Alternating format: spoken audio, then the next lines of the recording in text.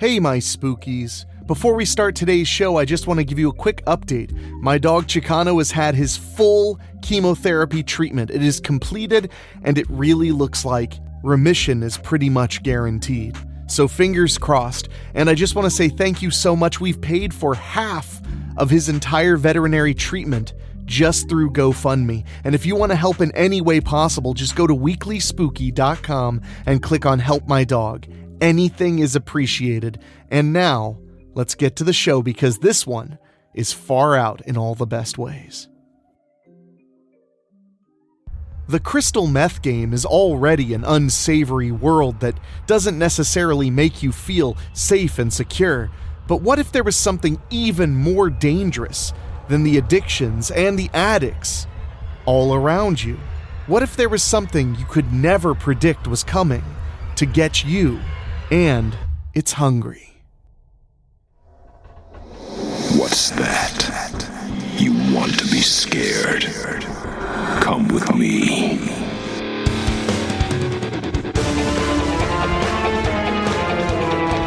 You will experience tales of horror, ghosts, and death. It is not recommended for the weak at heart. Listen in the dark. It's more fun that way. This is Weekly Spooky.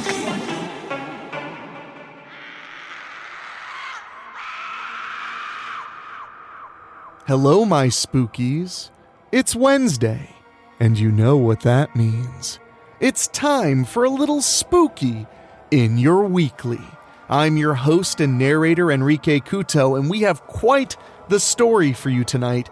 A story that has a twist I simply don't think any of you will see coming. But before we get to that, I just want to simply say thank you so much for listening to the show. We bring you the scary stories every single week, regardless of time of year. In fact, we bring you even more stories around the holidays. So make sure you're subscribed on your favorite podcasting app. And while you're there, if you want to help us in a way that costs you nothing, why not leave us a 5-star rating on Spotify, Apple Podcasts, Stitcher, or iHeartMedia, or really anywhere you enjoy getting your podcasts. It helps a lot. It helps new people who are looking for scary stories because they see our show and see we have 200 people who really dug it, and that gives them a little bit of confidence. And if you want to support us in a more direct way, well, why not go to weeklyspooky.com and click on Patreon? For as little as $1 a month, you get bonus episodes, behind-the-scenes looks at the podcasts we create, and so much more. In fact, we just had our first ever watch party over on Patreon just the other day. It was a lot of fun. We watched Creepshow 2. So, if you want to join us and join in on the fun, go to weeklyspooky.com, click on Patreon, and sign up. It's the best way to guarantee that there will be spooky on the weekly, and it'll go on and on and on. And if you're a spooky who wants to mingle with others, go over to facebook.com and type in Weekly Spooky's Tomb of Terror. That's where we all hang out and share memes and try to scare each other. But now, my friends, it's time for the story after these quick words.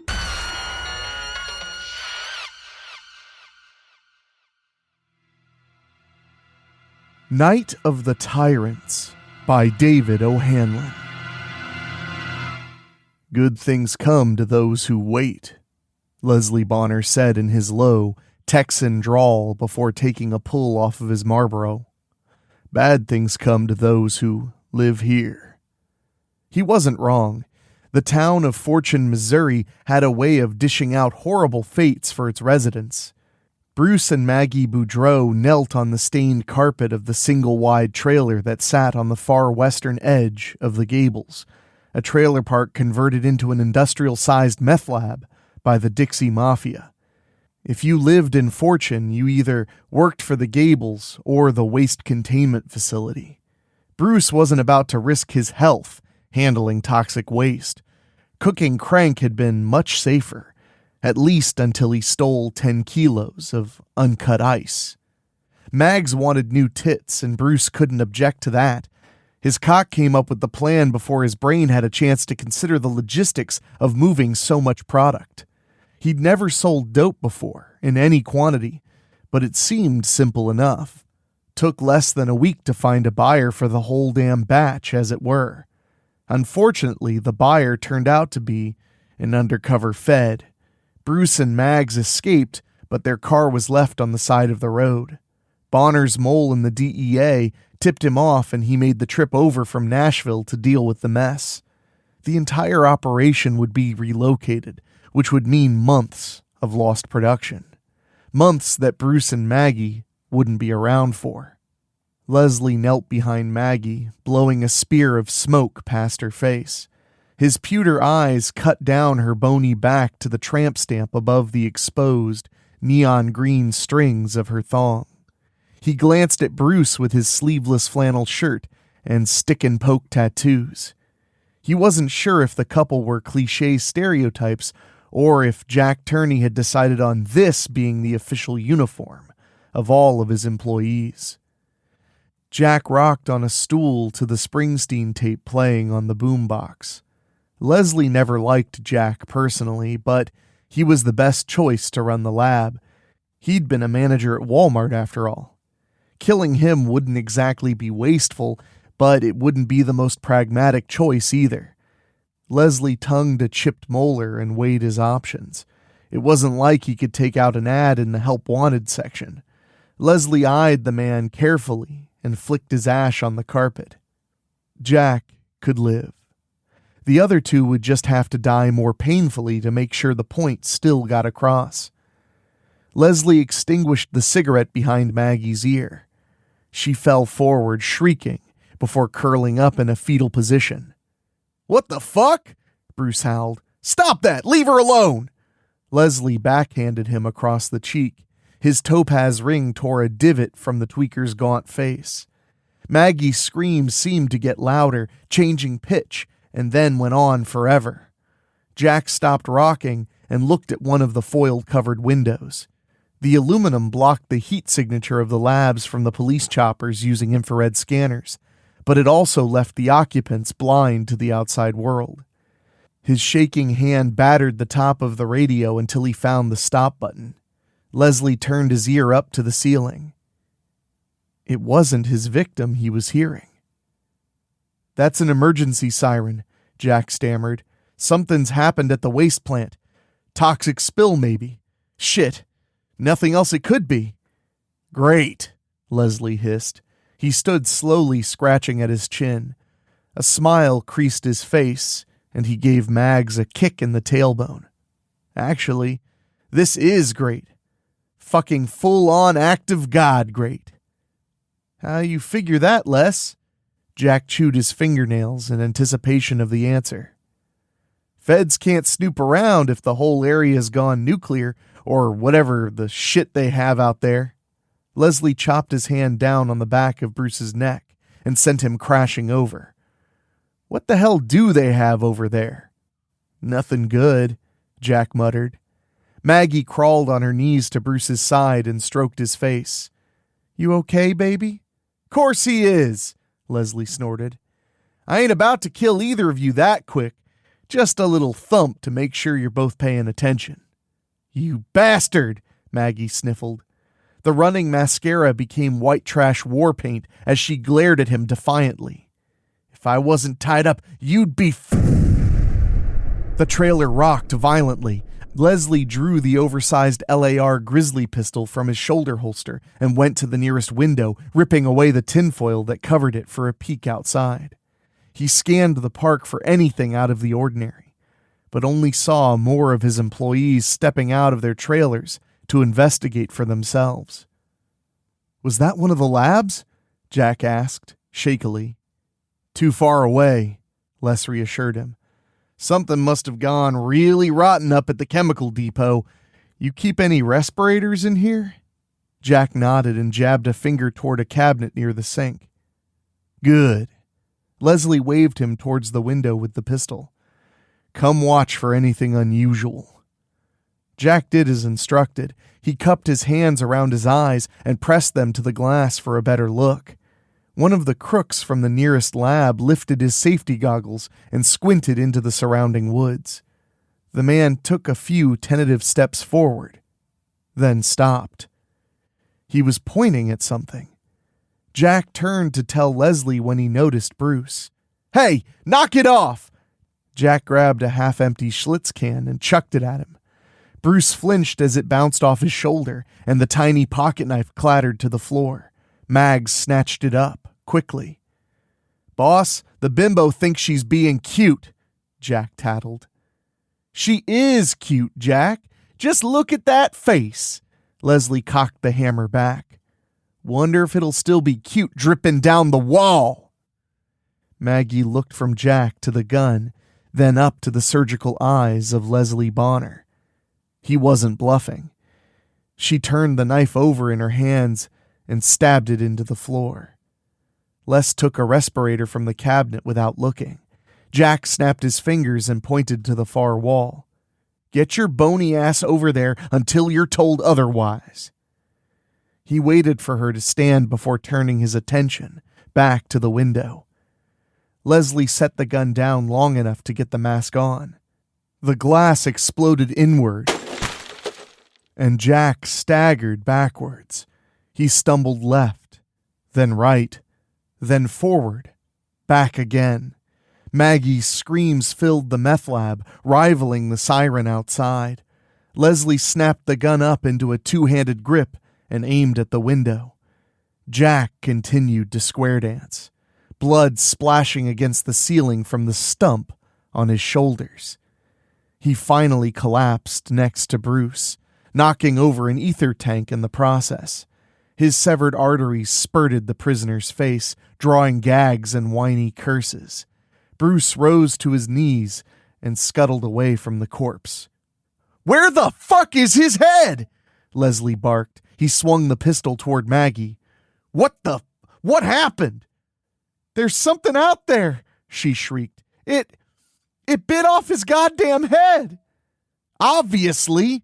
Leslie changed his aim back to the window. "But what was it?" "Hungry, you dumb son of a bitch," Bruce cried. "That's what it was. It's a monster." "I'm the only monster here, Bubba," Leslie reminded him. People were screaming outside. The trailer rocked and the ceiling creaked as something heavy settled onto it. Footfalls thumped like sledgehammer blows overhead. Maggie slid across the carpet on her knees for the knife.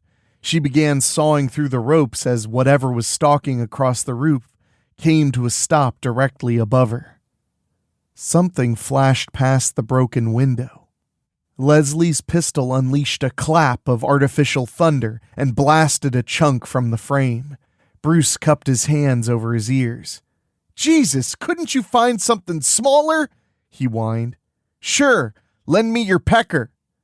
Leslie stomped over to Maggie and snatched the knife from her. He pressed the edge against her cheek. The respirator made his eyes appear even less human. He cut her loose with a precise slash and dropped the blade in front of her, with a nod to Bruce. "Cut the little bitch loose," he grumbled. "I could use an extra canary." Maggie did as instructed, then closed the knife and tucked it into her halter top. She helped Bruce to his feet, wiping Jack's blood from his face. "It's going to be all right, baby," she lied to him. The thing on the roof shifted its weight, crumpling the tin loudly. Leslie fired 2 shots through the ceiling. The muzzle's fireball made the cloud of dislodged asbestos twinkle as it swirled around them. Crimson drops falling through a fist-sized hole spotted the carpet. Leslie grunted contently. "Whatever it is, it ain't bulletproof," he mused. The trailer shook as something threw itself against the wall outside. "It ain't happy, neither," Bruce said. "We can't stay here." "I agree." Leslie jabbed him in the gut with the pistol. "You're going to hold the door open for us." "Fuck that!" Bruce shook his head. "Ain't that something?" Leslie eyed him over, then turned to Maggie. "It's not every day you meet a broad with 2 pussies." Her face reddened as much from embarrassment as anger.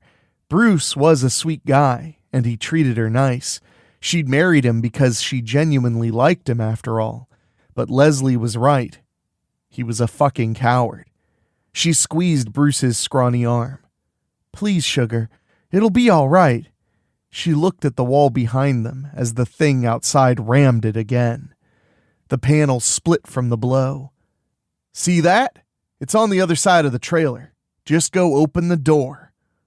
"What if there's more than one?" Bruce asked. "Then you wouldn't be able to count them anyhow." Leslie moved the gun to Maggie's pink lips. "You open the door right now, and perhaps I find something I'd like to shoot more than your old lady. Get it, Bubba?" "I get it," he mumbled. Bruce's shoulders sagged and he scuffled to the door like a scolded child. He gripped the knob, but froze there. Maggie turned on her heel and kicked the wall. She beat her fists against the wood paneling and the monster revved up its attacks. The trailer home rocked from the thing's assault. She looked over her shoulder to Bruce. "Hurry up, baby. I'll keep it distracted over here," she told him. "Yeah," Leslie hissed. "Good idea." He joined her at the wall, stomping his shit kicker against it and whooping like a knight at the rodeo. Maggie screamed profanities at the unseen evil outside. It shrieked back, stopping the humans dead still. They'd officially pissed it off. Claws dragged across the aluminum siding outside. The high-pitched grating made Maggie cover her ears instinctively. Les ground his teeth together. The way it switched from furiously battering the structure to meticulously scratching at it was familiar. It was the sort of sick psychological game he played to rattle people. Maybe he really wasn't the only monster in the Gables. The door creaked on its hinges and Leslie whirled around expecting something to shoot. He stared at Bruce's back, waiting for the monster to pull him outside or snap off his head like poor Jack.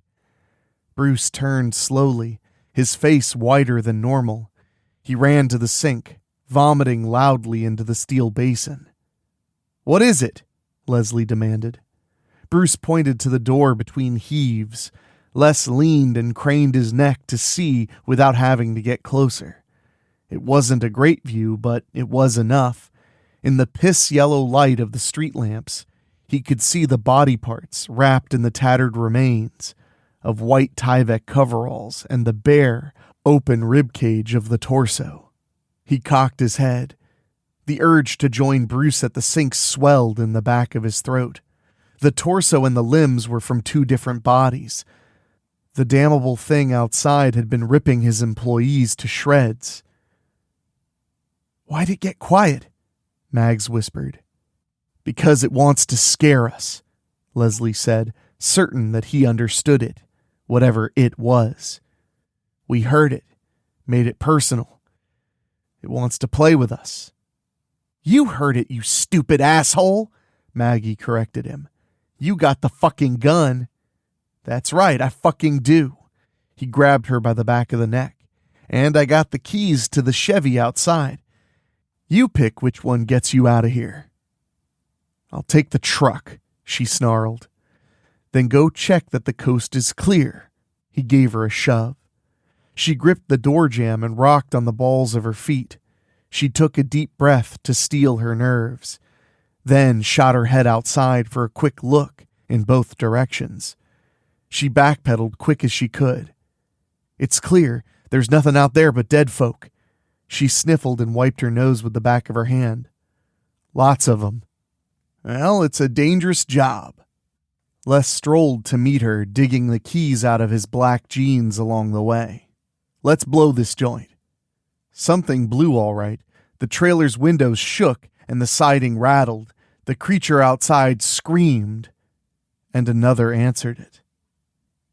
Then a third, a fourth, their primal calls carried with the rumble of the explosion. It wasn't like the first one. It was smaller, full of metallic clattering, and it was a lot closer. Most of the ingredients were volatile, and Les made sure his people had the purest high-grade versions of all of them for his brand of crank. Explosions were an occupational hazard under normal conditions, and the night had been anything but normal. The creature sprang through the open door, bending the frame with its girth. Leslie brought the pistol up and fired without thinking. A hunk of pebbled brown-green skin tore from its shoulder. It wriggled inside, its elongated snout stretched open in a shrill, angry call. It slouched and snapped at Maggie's ankles. She jumped backwards, crashing through a table of Pyrex dishes and beakers. Les fired again. The jacketed hollow point punched into the creature's chest. A stubby, clawed forearm dangled from its twisting sinew. Another round blasted through the billowing, leathery neck and painted the wall with a thick, arterial spray. The final shot passed through its eye, turning its head into a gory party popper that littered the trailer with bits of brain matter and skull fragments. It collapsed with its powerful hind legs twitching and shredding the carpet. Bruce walked to it, cautiously. Leslie joined him, followed by a limping Maggie. The top of the thing's head was gone, its nose laid 3 feet to the left, but the bottom jaw and its curved, serrated teeth were still intact. The thick, muscular tail squirmed on the floor the way a snake does after its head's been chopped off. Maggie sagged to the carpet beside it. "It can't be," she said. "It is," Leslie informed her. He smiled big, the way only a Texan would in such situations. "Sweet cheeks, we just killed us a dinosaur." Don't go away. Weekly Spooky will be right back.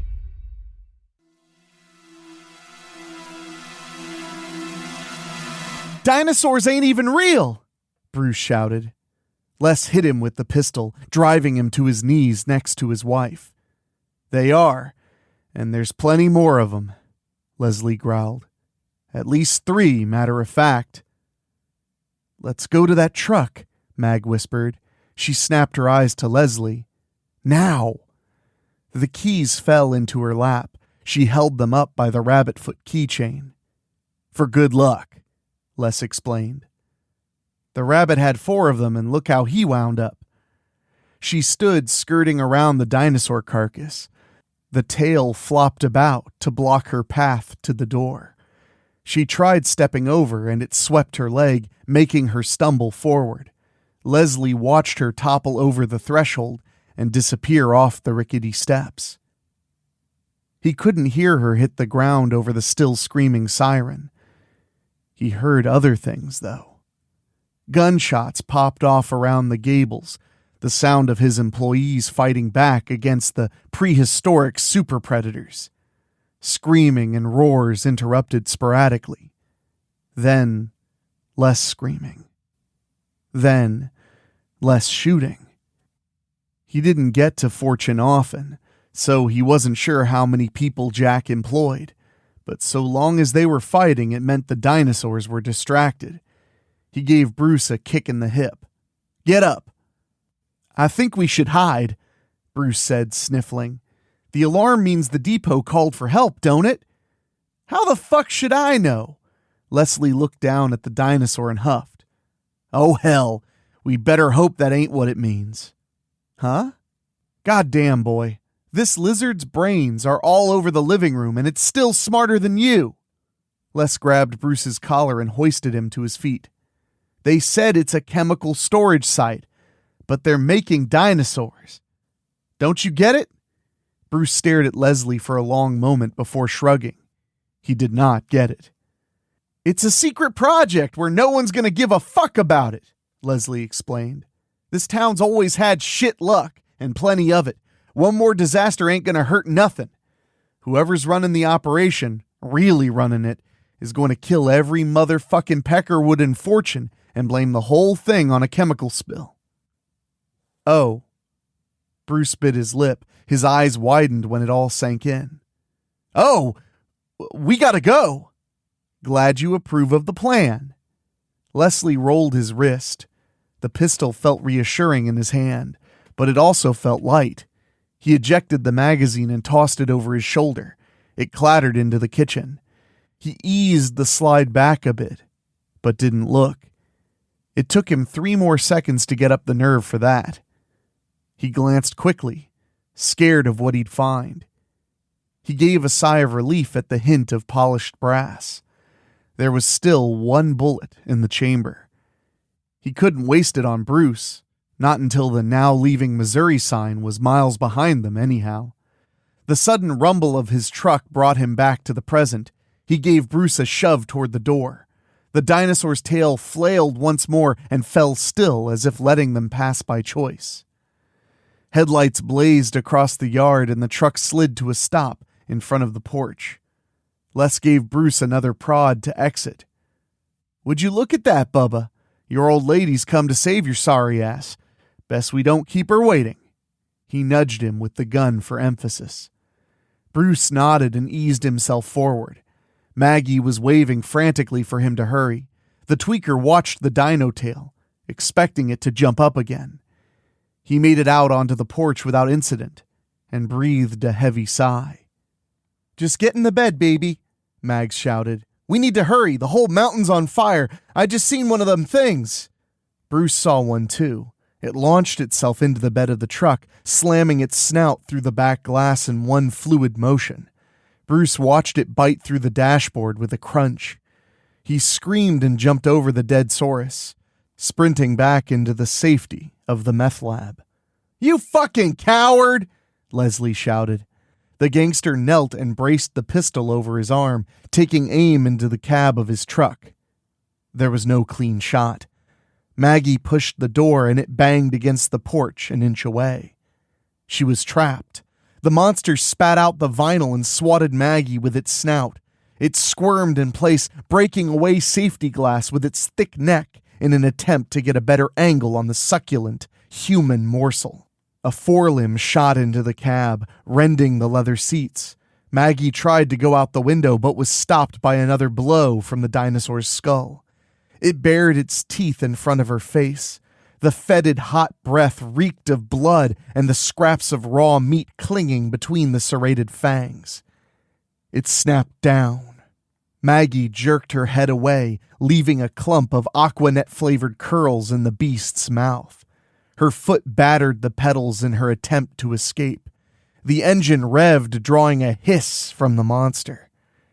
The dinosaur's fingers curled around the steering wheel. It wrestled itself further into the cab, rocking the truck violently with the effort. The monster tried to bite again, nipping away a piece of flesh from Maggie's shoulder. She saw Leslie in the doorway taking aim, but holding his fire. She didn't see her loving husband, however. Leslie holstered the weapon and turned his head down. If Maggie was going to survive, she'd have to save her own ass. Another hot breath hissed across her flesh. She swung her hand around looking for salvation. Her fingers struck the chrome skull atop the gearshift. She stomped the clutch to the floor. The steering column shattered as the wheel was wrenched from it. Maggie hooked her fingers around the skull and forced the shifter into gear. The truck crawled forward. She slammed into the door, banging it into the porch again. One more time to no avail. The roof of the cab bent, allowing the dinosaur the room to move. It reached its head back and hissed. Maggie threw herself against the door again, still trapped. The monster spread its jaws and lunged for a killing chomp. Maggie's face hit the ground, shattering her nose. She'd never been so happy to hurt so bad. The snap of the teeth closing behind her echoed in her skull. She rubbed the tears from her eyes and watched the truck roll away, with the dinosaur wrestling in the entrapment. It roared and shrieked furiously. The others answered the cries. Trees shook as one of them ran to its packmate. The chemical plant, or whatever it really was, had blown sky high and set the mountain ablaze. The orange-red hellfire of the spreading inferno revealed the shadow of the beast. A realization far more terrifying than her brush with death came to Maggie. She pushed herself from the ground and ran back into the trailer. "Thought you were a goner," Leslie said. He shrugged with a grin. "Told you the rabbit foot was lucky." Maggie slugged him across the jaw, sending him reeling into the kitchen. A second punch caught him in the temple. He blinked away the stars in his vision and found himself nose to nose with Maggie. He felt the prick of her blade against the prick in his jeans. She gripped the strings of his bolo tie and twisted the pocket knife, drawing a grunt from Les and making him rise on his tiptoes. "You could have shot it," she growled. "Only have one bullet left," he informed her, "saving it for a special occasion." "Killing a dinosaur ain't special enough for you?" "Already did that tonight." "Better be prepared to do it a few more times." Maggie relaxed her grip. "The truck's gone. We're gonna need new wheels." "Baby?"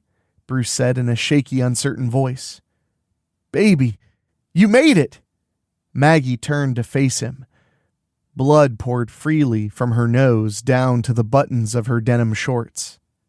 Bruce's face paled at the sight of his frail little wife, bloodied, face streaked with running makeup, and a knife digging into a drug lord's scrotum. His mouth moved silently, sampling the possible apologies for running away. Maggie stared toward him, and he took an instinctive step back. "Baby? Babe, just calm down," he gulped, knowing that was exactly what not to say. Fuck! Maggie gave him a shove and pointed the knife at him. She knelt next to Jack Turney's corpse. The keys jangled as she jerked them from his pants. She looked at the dead dinosaur, remembering the scene outside. She stuffed the keys into the shallow pocket of her shorts.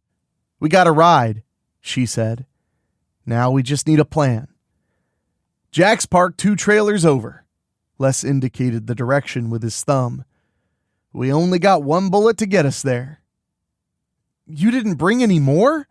Bruce asked, incredulously. "I was only planning on killing the 2 of you." Les shrugged.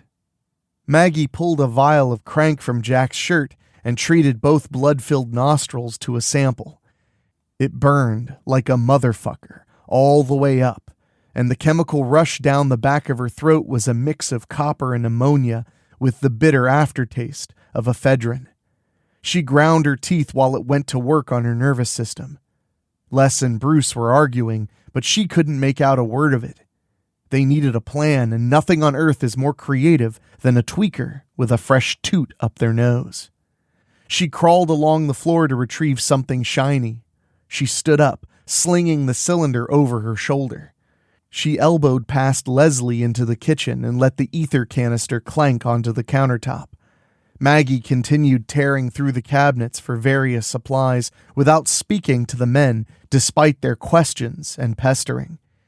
It took another 15 minutes to assemble the components and attach a makeshift sling to the newly formed apparatus. Maggie slung it onto her back and held up a long-barreled wand made from the sink's P-trap and a section of shower curtain rod. She waved it around the room, pointing it at imaginary monsters. Guttural growls outside told her time was almost up. She stripped a barbecue lighter to its bare essentials and used duct tape liberally to finish up her project. Les looked it over and raised an eyebrow, then snapped his fingers. "I'll be damned," he said with an appreciative whistle. "Little lady made us a flamethrower." "Me," she corrected him, clicking the switch to ignite the pilot light. "I made me a flamethrower. You and your 1 bullet are following to make sure nothing tries biting my ass." "What about me?" Bruce asked. "Oh, sugar, I got a perfect job for you." Maggie smiled menacingly. "Since you like running, you can lead the way to the car. You know which one. The big blue caddy you're always ogling. Get moving." But a whoosh of flame ignited the curtains to let him know she was not fucking around. Bruce nodded and cut a quick path to the door. He didn't waste time stepping outside. A woman with a flamethrower is scarier than any monster, it turns out. He looked around and gave them a thumbs up before jumping down from the porch. Maggie and Les joined him a moment later. The gangster pointed to a ramshackle trailer. A mangled body hung out of one of the busted windows, and pieces of another meth cook decorated the yard like gory gnomes. "Other side of that one," Les whispered. "That's where he's parked." They scurried across the open avenue quickly and ducked into the shadow of the nearest lab. The trio kept low, moving slowly and watching for the rest of the prehistoric monstrosities. Maggie's mind kept racing back to the one she'd seen in the firelight. Pain, fear, methamphetamines. A lot of shit going through her system that could have made her see things that weren't there, but she knew that wasn't the case. It was real. She'd seen it, and she knew damn well that she was right. The chittering of one of the creatures froze them all in their tracks. It limped out into a yellow pool of light. Leslie bit his bottom lip. The thing was missing a few toes, and he knew it was the one he'd shot on the roof. It lowered its head to the ground, sniffing around. It visibly tensed and let out a raspy bark. It called again, turning in a slow circle. Maggie never took her eyes off it as she prodded Bruce to continue on. "It'll see us," he whispered. "Under the porch," she told him. Bruce crawled forward, disappearing through a gap in the broken latticework around the porch's base. He held out a hand and waved for the others. They started forward when Leslie grabbed Maggie's ankle. She glared over her shoulder, ready to burn him alive on the spot. He shook his head and pointed at the porch. Bruce's waving arm was all she could see. The rest of him was completely cloaked in the darkness beyond. Then it moved. The glint of eyeshine was right behind her husband. His arm jerked under the porch impossibly fast. She heard the wet crunching before he could cry out. Maggie screamed furiously and cranked the valve wide open. A spear of flame shot through the opening, igniting the porch in a flash. She saw the burning lizard dart under the trailer and followed it with a sustained blast from her weapon. "Time to leave!" Leslie shouted, trying to pull Maggie up by the band of her shorts. "It's gonna blow!" She looked up at the lab, now a 5-alarm structure fire, and knew he was right. The dinosaur shrieked in agony as it cooked in the crawl space. The wounded one limped at them fast as it could manage. Maggie spun and put a wall of fire between it and them. The dinosaur couldn't stop fast enough on its injured foot. It toppled over and cried out as Maggie adjusted her aim to burn it too. They rounded the trailer. Jack's blue Eldorado was waiting in a gravel parking spot, 100 yards away. They ran as hard as they could. Leslie passed her and got to the car first. He pulled the door handle only to find it was locked. He looked back and held out his hand for the keys. The ground trembled around him. Maggie slid to a stop, falling flat on her ass. Leslie looked at her, curiously. Loud, fast thumps echoed through the night. Each one reverberated through his body. He glanced at the caddy's side mirror, and the warning that the object within was closer than it appeared. He rolled his wrist. The gun still felt reassuring. It was the special occasion he'd been saving that bullet for. He whipped the muzzle under his chin. The mother Tyrannosaurus snatched him off the ground in her powerful jaws. Her teeth shredded his guts and snapped through his back. There was a muffled pop as the gun went off inside her mouth. She slung her head from side to side until his lower appendages sailed over the top of a trailer. She turned her snout up and choked down Leslie's torso whole. Maggie got to her feet and fired the flamethrower in short bursts like a lion tamer, cracking a whip. The big mama backed up slowly. The meth lab she'd set ablaze exploded, startling the creature.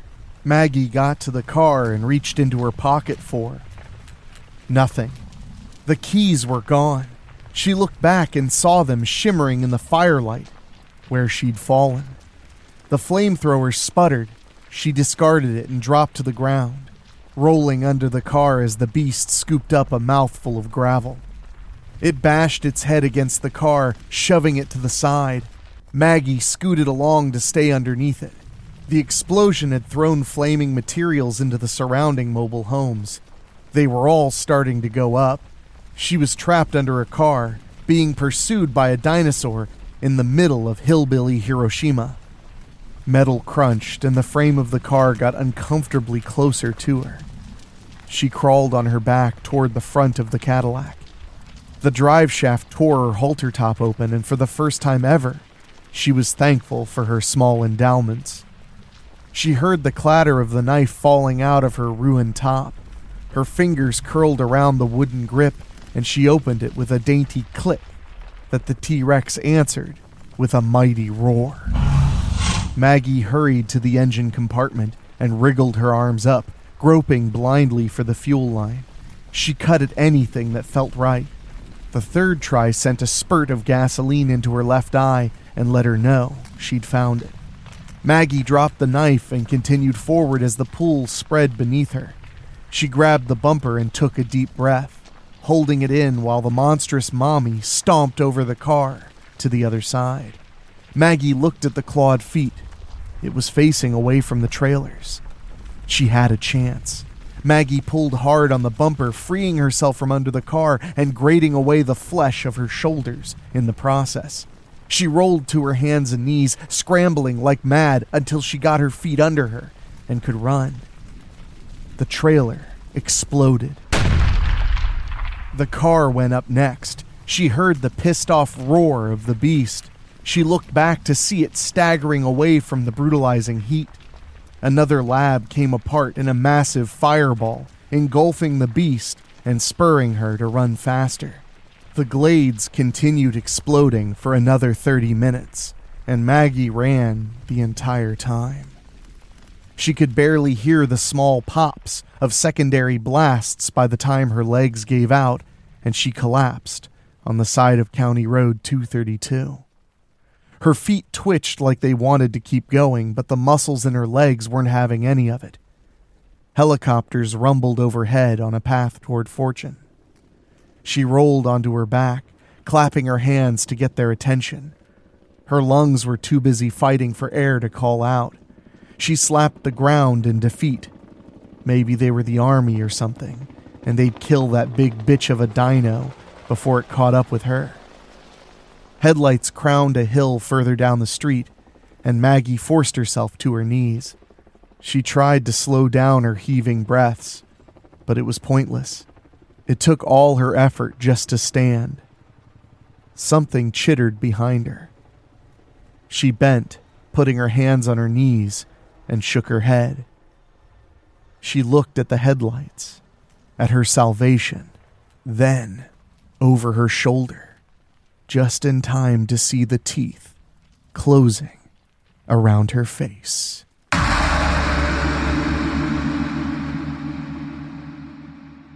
Just when you thought, in over 180 episodes, Weekly Spooky couldn't possibly do something you weren't expecting, I bring you dinosaurs. Thank you, David O'Hanlon, for such a wonderful and fun story. And I gotta hand it to David. I never would have combined dinosaurs and meth tweakers. But David is not your average person. Oh no, he's far more than that.